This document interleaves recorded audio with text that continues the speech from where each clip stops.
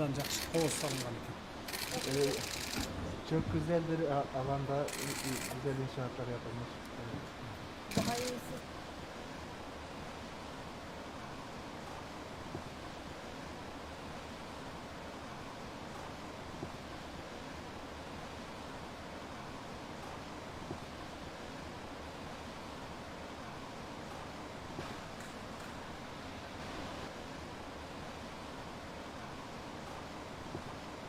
Siz de Kırgızistan'a resmi delegasyonlara gelip geçtiniz. Saparma'ya.